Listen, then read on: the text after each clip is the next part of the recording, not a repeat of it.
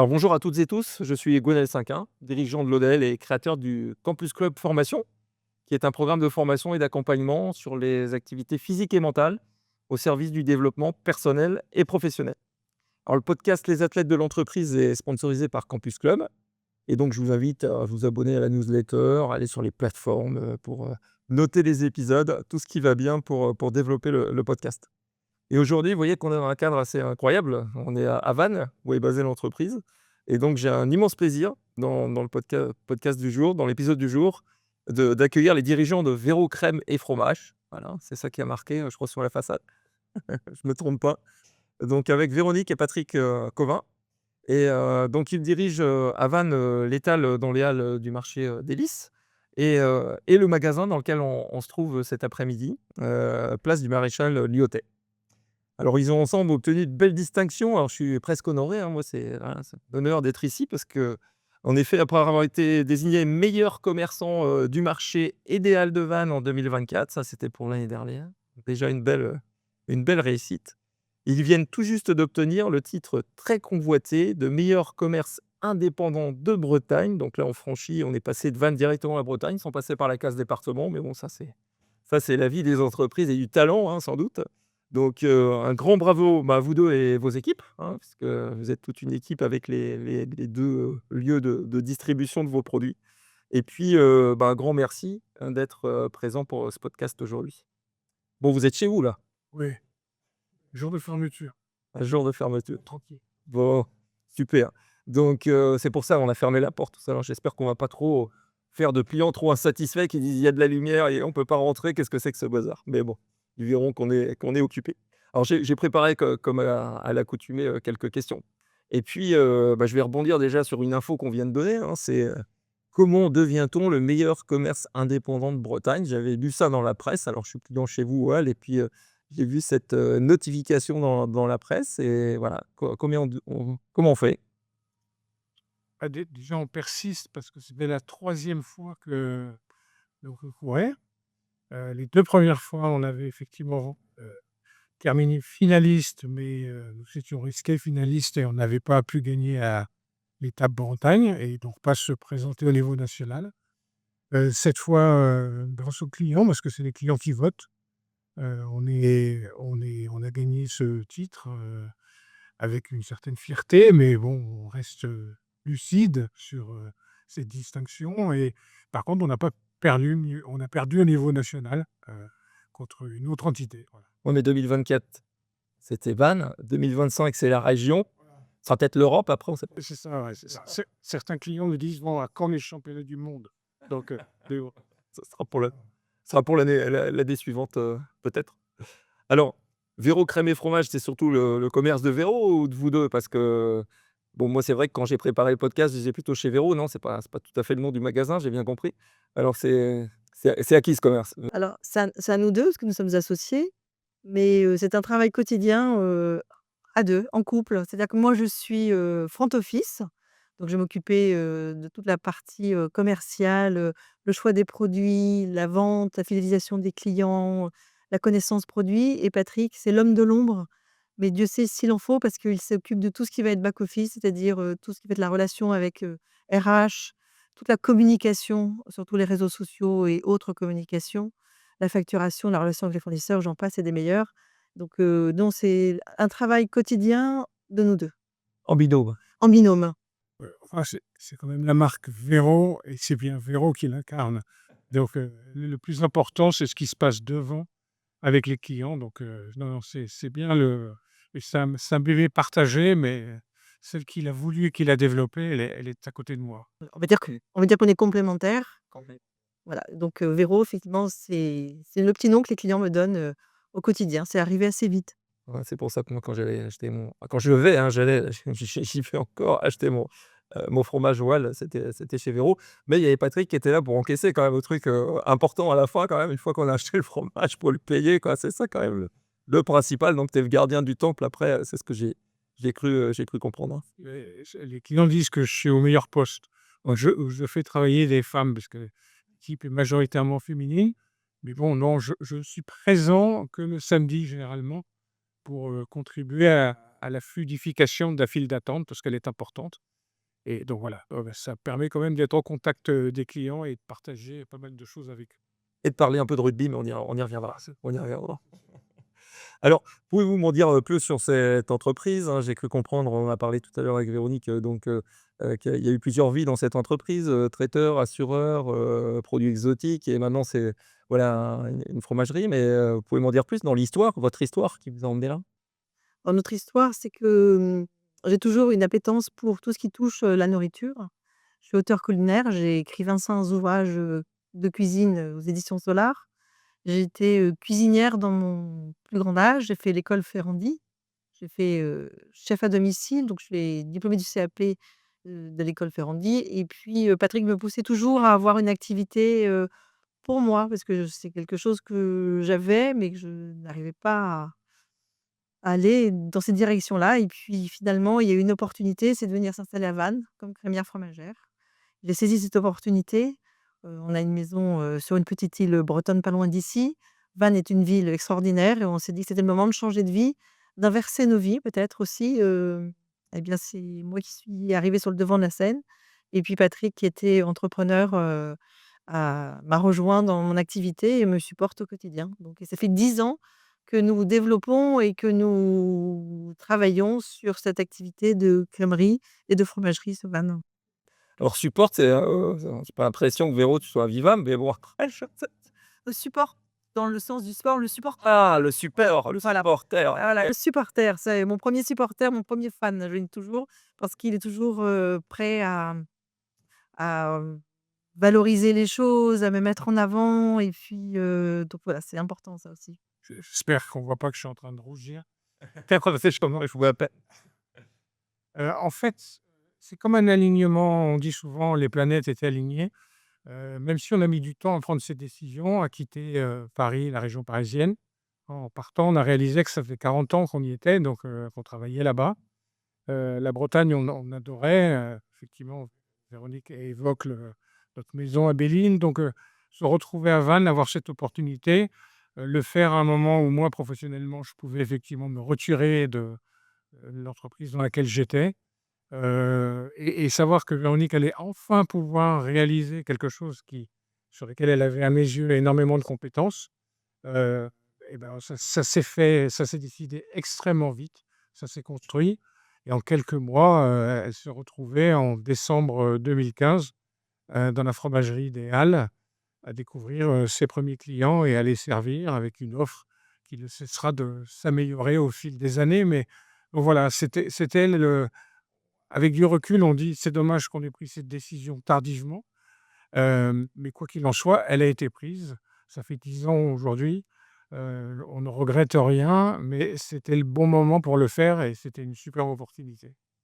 Et alors c'est dans ce que vous me dites là, il y avait pas, si je comprends bien, il y avait pas 2 établissements à l'origine et puis je crois que le chiffre aussi s'est beaucoup développé. Alors vous avez fait un super développement de ce rachat à l'origine et Alors au départ, on s'installe aux Halles ouais. de Vannes et puis, très vite, il y a des clients qui peuvent pas venir le matin parce que les Halles sont ouvertes que le matin et qui disent: «Ah, c'est dommage, on viendrait bien l'après-midi» et puis les plateaux de fromage que je développe, dès mon ouverture, c'est pas les conditions idéales pour le faire non plus Pour les et préparer. pour les préparer exactement donc on enchaîne, le matin aux Halles, l'après-midi on y reste mais voilà, on manque de place et puis finalement la boulangère d'à côté me dit que ce local, va être, disponible.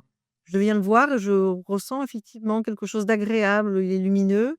Il est à côté de la boulangerie, le pain, le fromage, ça fonctionne plutôt bien et puis c'est à ce moment-là que, on bascule et qu'on dit que ce serait bien d'ouvrir la boutique qui devient le centre de préparation de nos plateaux, donc on a de meilleures conditions et puis qui permet à nos clients de venir, 4 jours par semaine, matin ou après-midi, chercher leur fromage. Ils ne sont pas seulement contraints par les ouvertures du matin des halles. Idéal. Avant en plus. Puis on fait compléter notre offre avec ce qu'on ne peut pas faire aux Halles, de produits crémiers, de fromage, mais là, on ajoute des salaisons, des boissons, une sélection de produits d'épicerie fine.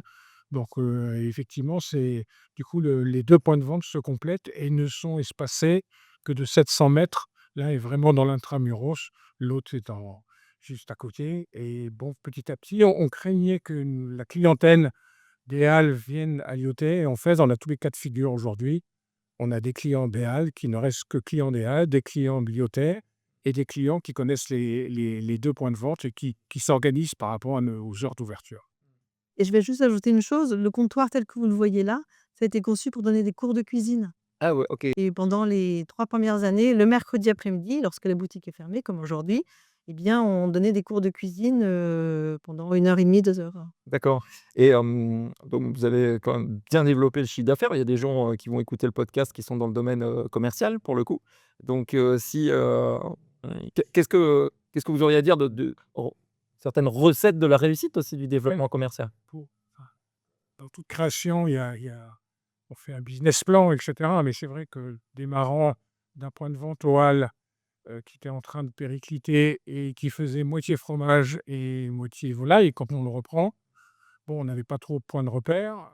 On s'était donné une trajectoire pour les premières années et puis effectivement, ben, aujourd'hui, on a dû multiplier notre chiffre d'affaires par 7 à peu près. Oui. On fait un peu plus de 750 000 €, avec 2 points de vente, avec une équipe quand même assez ramassée, et mais dans les 2 cas, on a investi, la boutique telle que vous la voyez là, elle était pas comme ça quand on l'a on a refait la totalité, on a créé une chambre froide et on a fait la même chose voile. Donc on a investi beaucoup, sans forcément bien identifier tout de suite, l'équilibre entre ses charges et nos revenus et une rentabilité à venir et finalement là, depuis, 2-3 ans, cette rentabilité se construit, le chiffre se développe, et on n'est pas mécontent, de l'avoir fait avec 2 points de vente, voilà. Ouais et une complémentarité, vous avez su vous adapter pour vous développer aussi. S'adapter, c'est trouver un nouveau point de vente, c'est ça. Ouais, pour arriver à un certain niveau un certain volume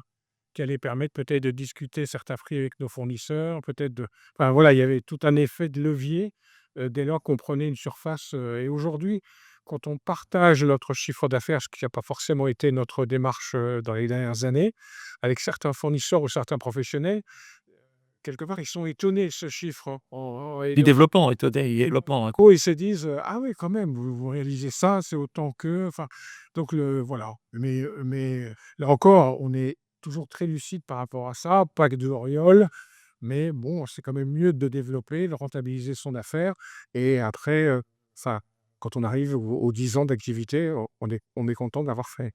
Vous allez fêter l'anniversaire bientôt, hein. C'était 2015 le lancement. Ah, je le sens. Ouais, super, ouais, super. Alors, vous êtes un couple à diriger une entreprise. On entend dire par là, de temps en temps, que diriger en couple ou travailler en couple, c'est pas simple. Alors qu'est-ce que vous auriez, à dire pour des gens peut-être qui ont des projets, qui vont nous écouter et se dire: «Tiens, pourquoi pas me lancer avec mon époux, mon épouse?» Voilà. Alors moi, je dirais qu'il faut que chacun ait son domaine d'activité, que de parce qu'effectivement, le mien, on l'a compris, c'est d'être à la vente et dans le choix des produits et Patrick, d'être sur d'autres choses. Donc on se consulte en permanence quand on a des idées, l'un et l'autre. On en parle, on échange et c'est vrai que je vais pas aller sur son terrain et j'aime pas qu'il vienne trop sur le mien non plus. Donc voilà. Ça arrive peut-être? Ça peut arriver, plutôt dans son sens, mais voilà, parce que je pense que c'est la clé de la réussite, c'est d'échanger, de communiquer et chacun doit rester dans son domaine et après c'est la complémentarité, c'est les échanges et ce qui nous tire aussi tout le temps vers le haut, c'est que, il y en a un qui va avoir une idée et l'autre soit va la détricoter, soit va au contraire l'aider à la construire, ou va dire: «Mais non, mais attends, ça marche pas ton truc là, c'est pas possible». Ou va calmer le jeu ou au contraire, va renchérir là-dessus et je pense que c'est ce qui fonctionne en permanence entre nous 2, c'est une espèce de ping-pong, voilà, l'un avec l'autre, hein. Vendre, revenir sur le couple, enfin pour moi, le premier message, c'est de dire, peu importe l'activité, mais quand on se lance dans une activité, il faut au minimum être 2.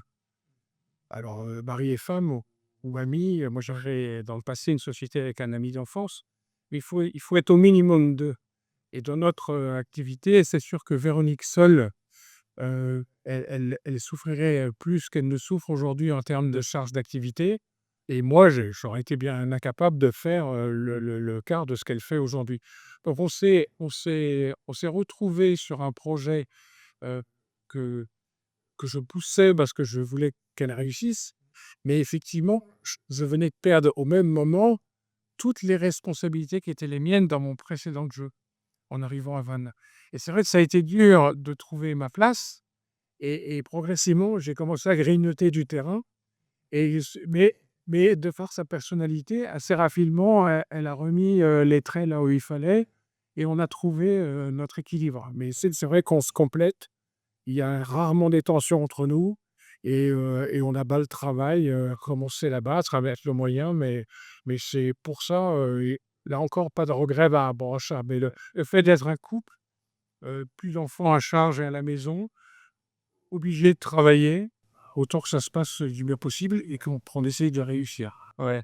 Alors il y a un dirigeant dans la crèmerie, mais industrielle pour le coup, hein, le fondateur Antoine Riboud, le fondateur de, voilà, de Danone, quoi. Il parlait lui dans un cadre un peu différent, mais il parlait du frottement.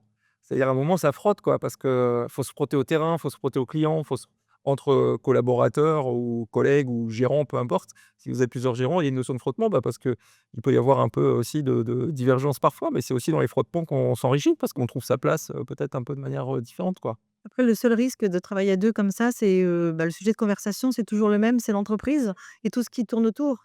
Il Et y a tout le un temps peu soson quand même, non? peu un peu, mais c'est quand même le sujet, majeur, Ouais, du qui quotidien, quoi. du Quotidien, quotidien, en permanence, en fait, ouais. voilà. Bon, j'ai compris que, Patrick a un rendez-vous important, hein, je vous révèle pas quoi, de 2 heures tout à l'heure, mais plutôt de relaxation, donc c'est pour ça qu'il faut avoir aussi, hein, une bulle d'air, d'oxygène parfois pour, voilà, pour aussi, sortir du quotidien parce que c'est important, c'est important. Alors OK, vous êtes en couple, vous avez monté un business qui marche bien et qui est connu à Vannes et vous vous êtes rencontrés comment alors? Dans le travail. Ça je m'en doutais un peu, je m'en doutais un peu. Je travaillais chez Alcatel, enfin disparu depuis, mais et j'étais directeur des ventes d'un réseau dont elle était la première commerciale. D'accord. Donc voilà, souvent. Nous avons prospecté ensemble et depuis, nous continuons de prospecter. Voilà. Vous avez conclu la vente alors si vous avez prospecté ensemble, si je comprends bien.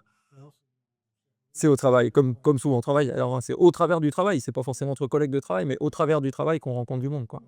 Là, c'était entre collègues pour le coup, quoi. Alors, heu, quand on vous voit au marché, voilà, hein, pour encore une fois, y passer régulièrement, mais on peut se poser la question, ça fait longtemps que vous faites ce métier, donc ça fait, finalement qu'une, dizaine d'années. C'est pourquoi cette activité-là de fromagerie? Alors moi, j'ai une appétence, pour la nourriture. On l'a dit tout à l'heure, quand j'écris mes livres de cuisine, quand je donne des cours de cuisine, le point commun, c'est, la la découverte, le bon produit. Enfin, je pense que ce qui m'anime, moi, tout le temps, c'est d'aller chercher le bon produit chez le bon producteur, que ce soit les fruits, les légumes et cetera. Et le fromage, c'est quelque chose qui est facile à partager et puis, par rapport à mon activité de cuisine, le fromage, c'est quelque chose qui va se cuisiner et je pense que ce que les clients viennent chercher aussi chez nous, c'est du fromage, mais ils peuvent en faire plein de choses et un reste de fromage où ils viennent chercher une recette, ils manquent d'idées.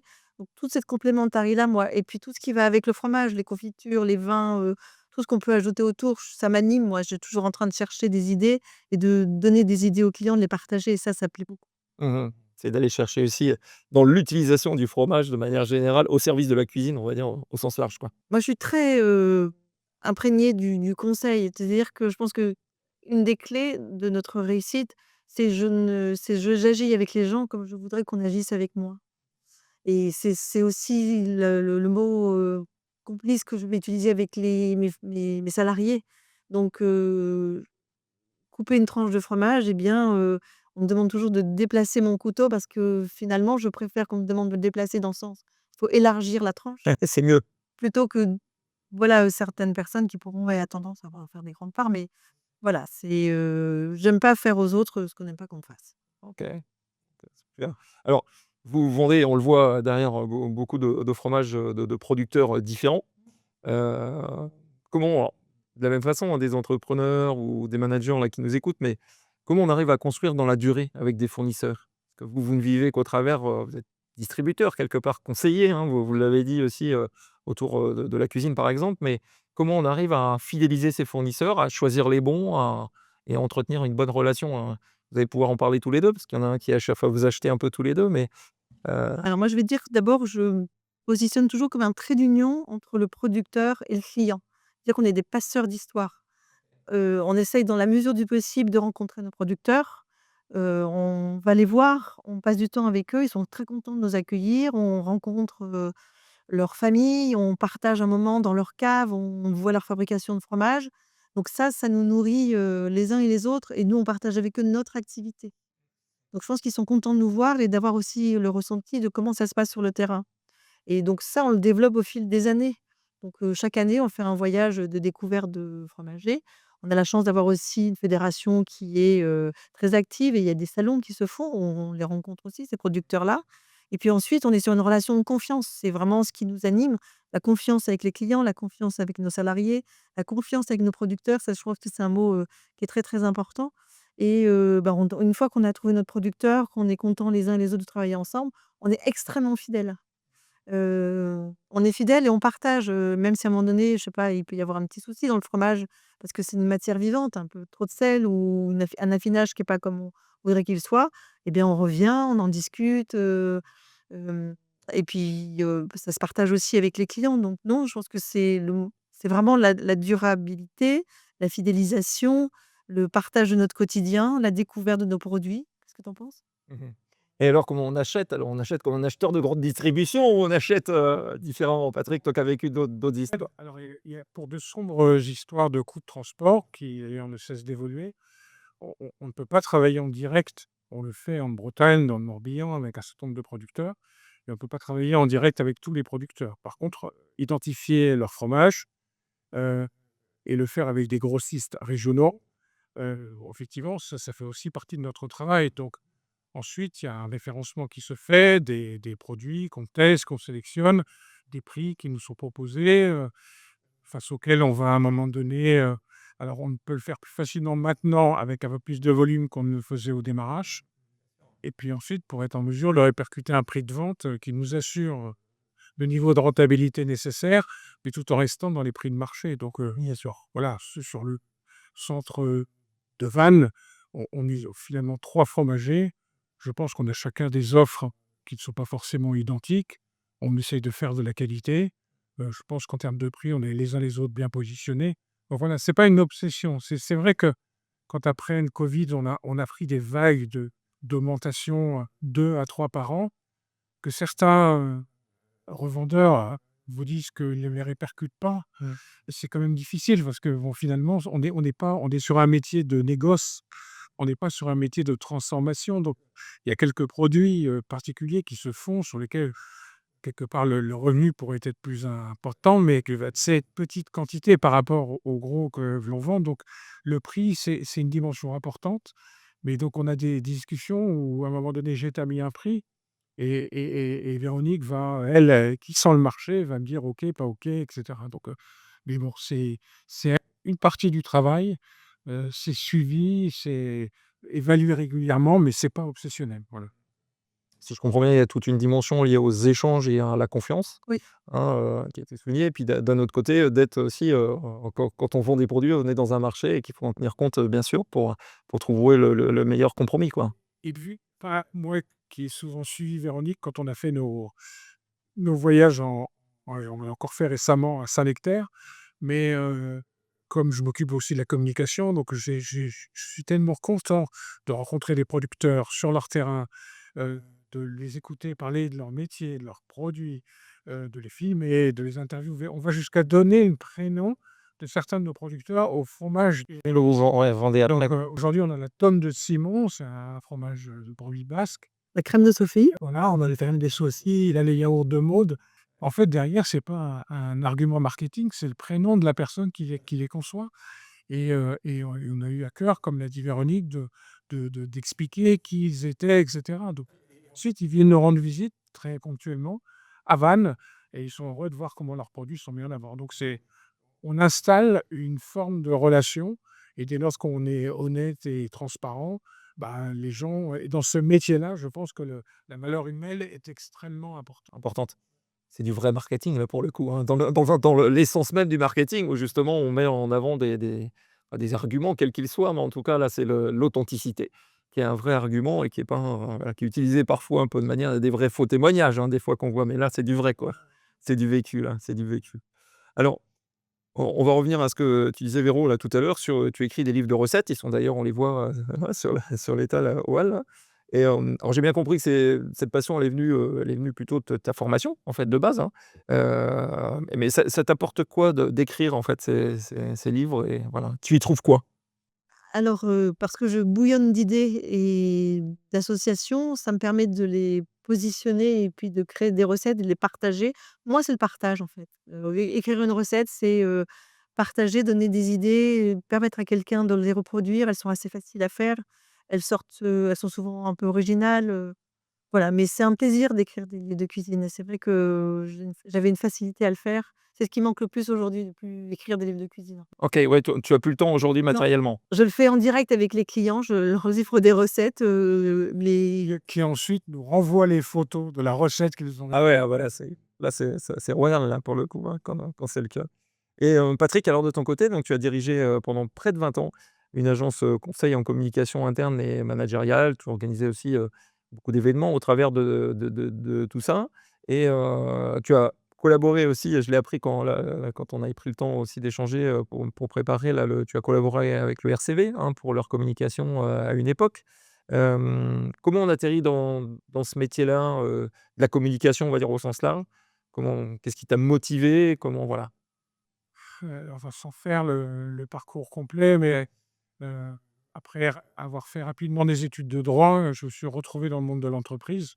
J'ai découvert le monde du travail, mais dans des entreprises, plutôt des groupes internationaux dans lesquels, petit à petit, j'ai compris que j'avais une appétence pour tout ce qui était fonction commerciale, un peu de marketing et puis ensuite, avec la seniorité, du management.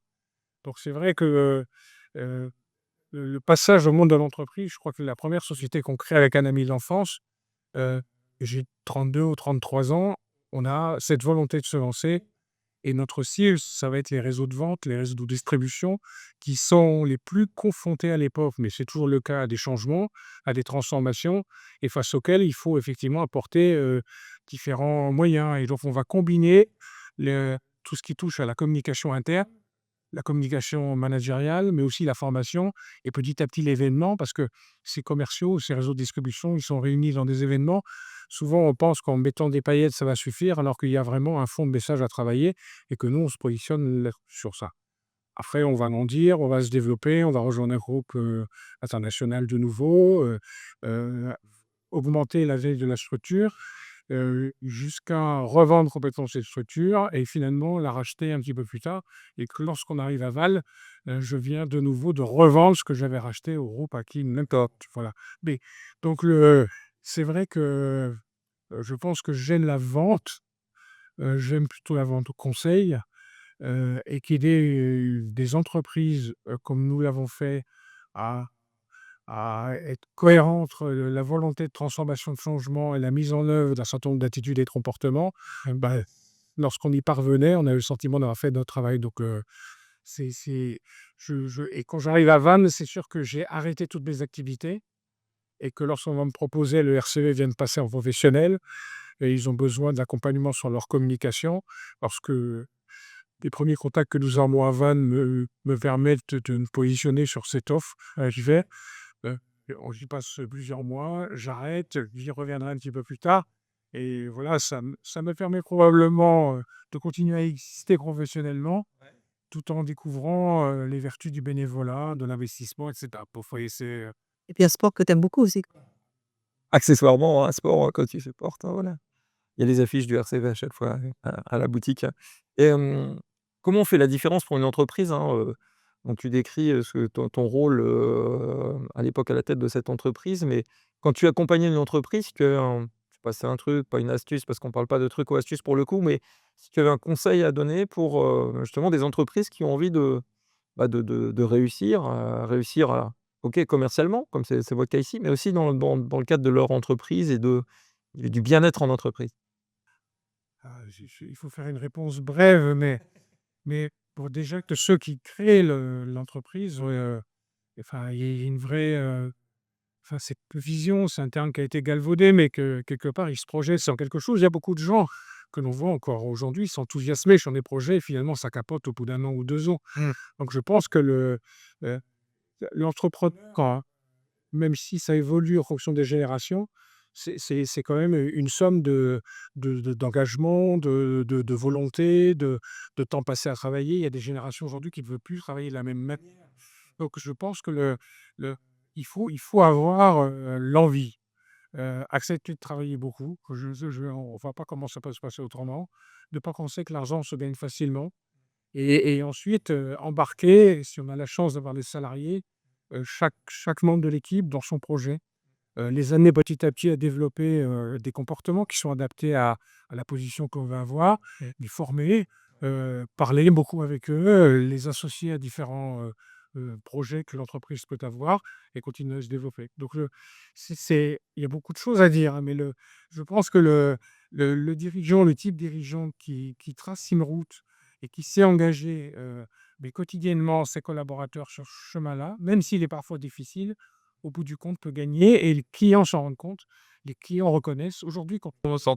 quand on gagne, ce que tu évoquais au début, c'est vrai que tous les clients aujourd'hui nous disent: «C'est mérité» et donc derrière ce mot «mérité», quelque part, si on avait le temps de traduire ce mot avec eux, probablement ils diraient, «Vous êtes là, vous êtes présents, vous investissez beaucoup de temps» et cetera. On a essayé de mettre en œuvre, ce qui nous semblait être le plus favorable au développement d'une Ouais, entreprise. au développement et donc tu as été au RCV, donc tu es passionné de rugby, il semblerait. Quelle valeur toi tirais si tu avais une valeur ou 2 à tirer du sport en général que tu t'es attribué, dans ton quotidien, d'entrepreneur, que ce soit ici ou à Paris? Heu, Moi, c'est la conviction, l'engagement et cette capacité à se remettre en cause, même lorsque c'est très difficile. Enfin, l'équipe de rugby, au fur et à mesure de ces saisons, elle nous a offert, des hauts, des bas. Ils n'ont jamais baissé la tête, ils sont toujours repartis. Ils nous ont fait rêver, ils nous ont fait pleurer dans les matchs. Mais bon, alors là, pour le coup, c'est un travail d'équipe incroyable. C'est à la fois un travail sur l'individu, mais c'est une capacité la capacité du staff, des préparateurs à petit à petit, amener chaque membre de l'équipe et donc toute l'équipe à un certain niveau de compétence et de performance.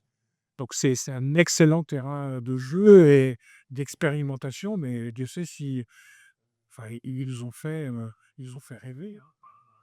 C'était incroyable et toi Véro, alors que penses-tu que Patrick a puisé dans le sport? Tu as dit tout de suite: «Tiens, mais toi c'est le rugby» et cetera, mais s'il y a un truc, tu trouves qu'il a mis dans son quotidien avec le rugby? Bah, c'est la notion de jeu d'équipe, Oui. la performance, la persévérance, toutes ces valeurs, l'engagement, c'est ce qu'il disait tout à l'heure, je pense que c'est ce qui le représente le plus, engagement.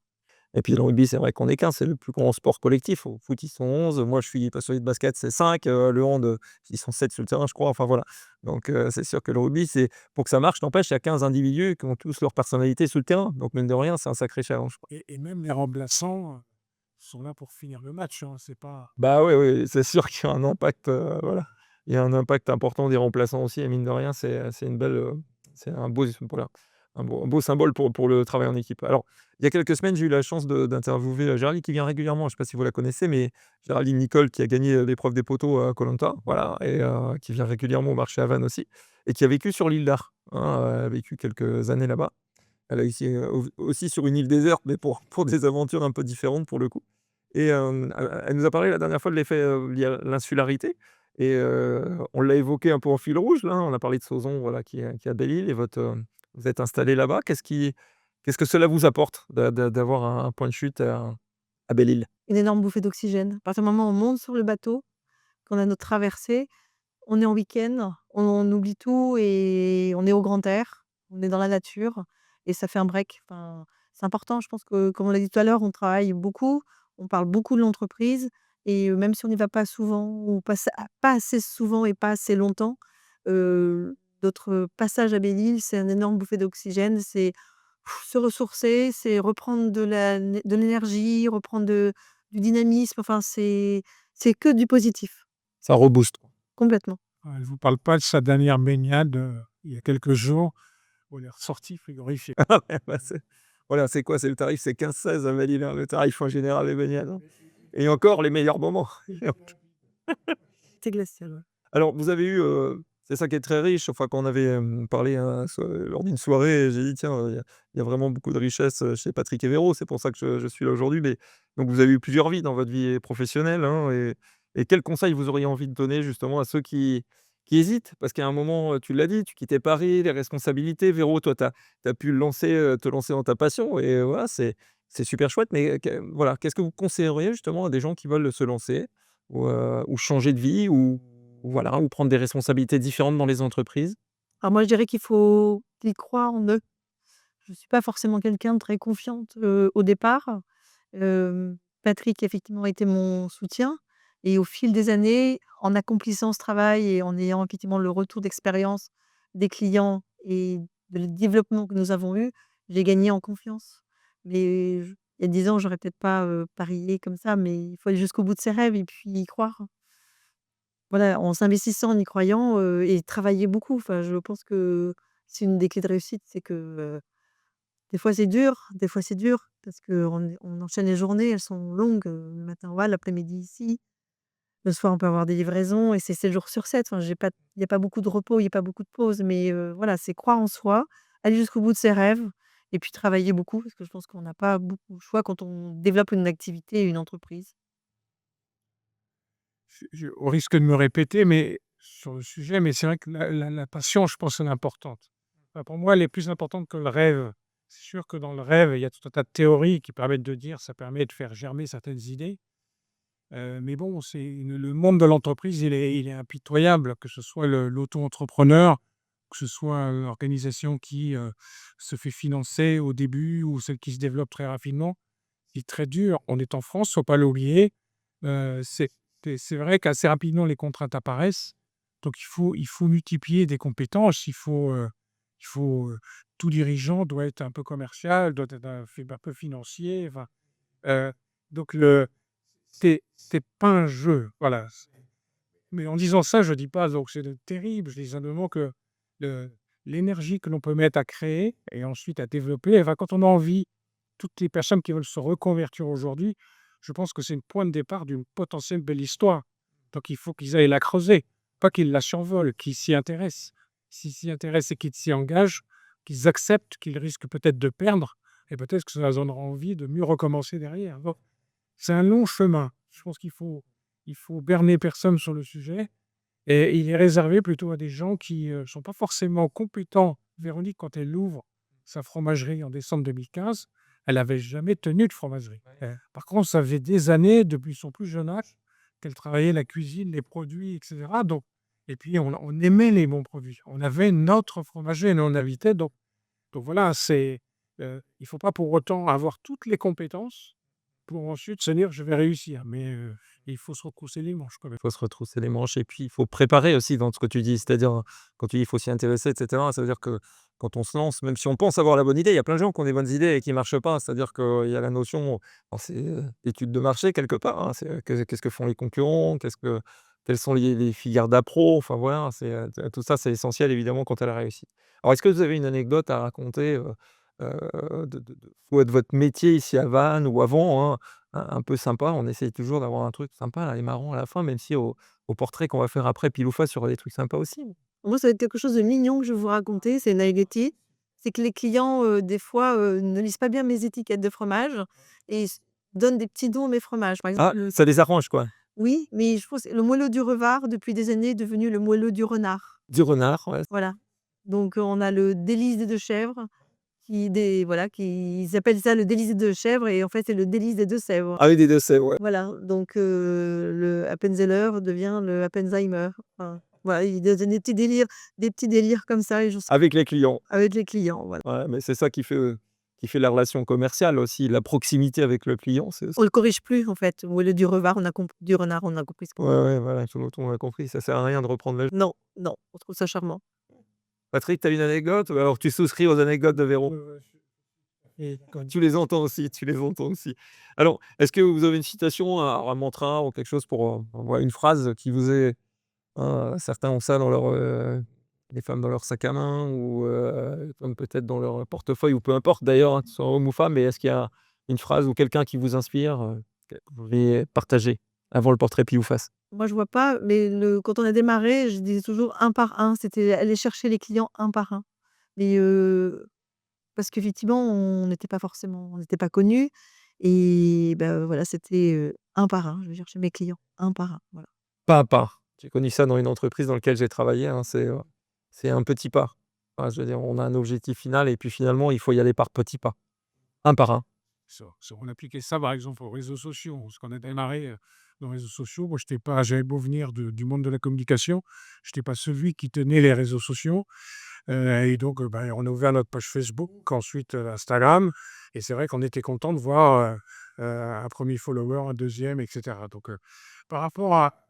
Moi, je suis globalement optimiste. Et c'est vrai que si j'avais, par rapport à cette question, ma phrase, ce serait dire le meilleur est à venir.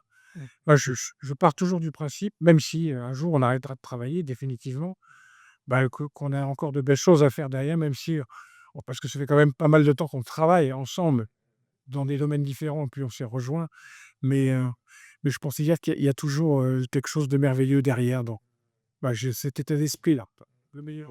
Faut être positif dans lequel on est aujourd'hui. Le positivisme est quelque chose d'essentiel pour avancer, hein, pour avancer. Faut plus, voilà, faut plus écouter la radio, faut écouter des podcasts, voilà, c'est le conseil que je peux donner. Surtout pas le 20 h. Ah, surtout pas le 20 h. Mais je vois alors je fréquente des dirigeants d'entreprises qui ont, des boîtes qui, voilà, qui ont entre 10, 50, 60 millions d'euros. Quand je cause avec eux, ils me disent: On regarde plus les actualités, quoi». C'est presque, voilà, ils disent, les actualités économiques, voilà, mais point, quoi. Ils veulent surtout pas se polluer avec ça parce que on en est rendu quand même à se dire qu'il faut éviter de se polluer avec, cette information, toxique, hein, qui est notre vrai monde quand même, mais bon, hein.